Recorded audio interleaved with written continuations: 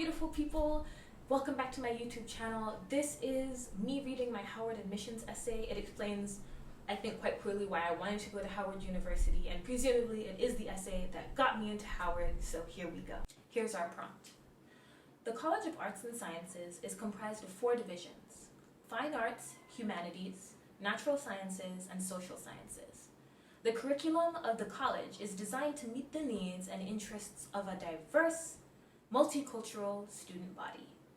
Explain what interests you in the arts and sciences and how studying at Howard University will help you achieve your overall goals.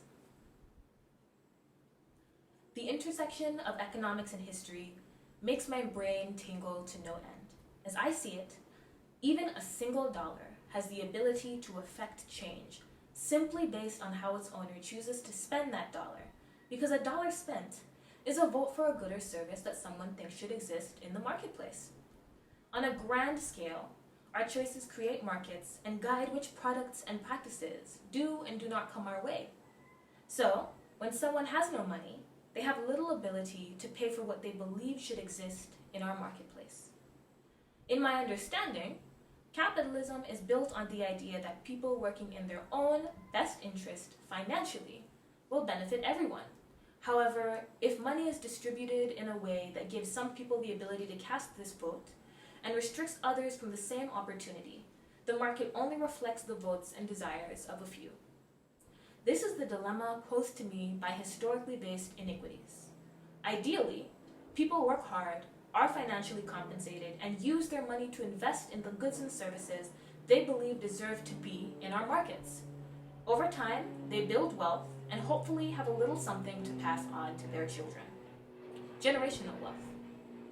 Unfortunately, historically, this picture that is very pretty gets pretty badly smudged by the realities of the last 500 years of Western history. A notable example of this smudging is in the institution of slavery as practiced in the Americas. Slaves worked but were not paid. What would have been their wages and the foundations for generational wealth instead lined the pockets of the owners of plantations and went towards industrializing the Western world.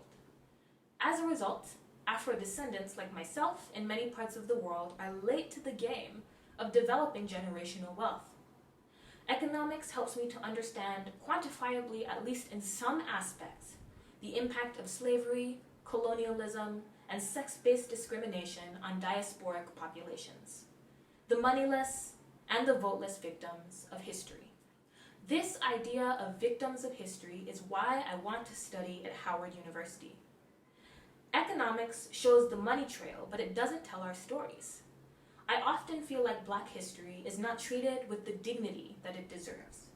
When I was taught it in AP US history, I was taught simply that the enslaved were these victims of history. I was not taught about their innovations. I was not taught of their numerous rebellions, neither silent nor armed. I wasn't taught of how they turned what others considered garbage into tools, music, and art.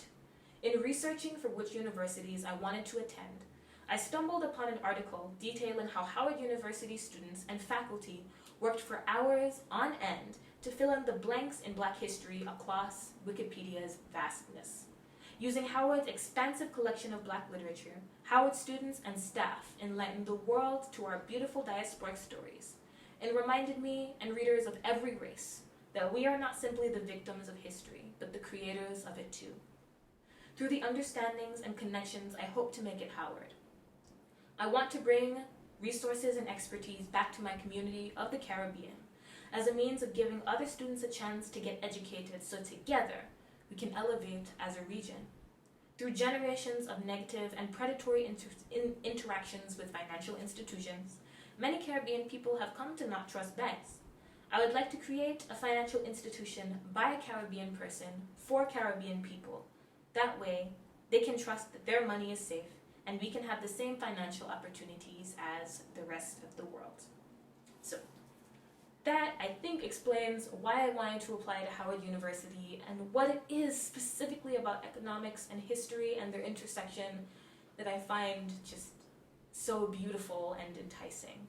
Thank you for tuning into this video. If it particularly resonated with you, please consider buying me a coffee. That is like a digital tip jar for online creators, and the link for that is in the description below. Thank you so much for tuning in, and I'll see you back next time.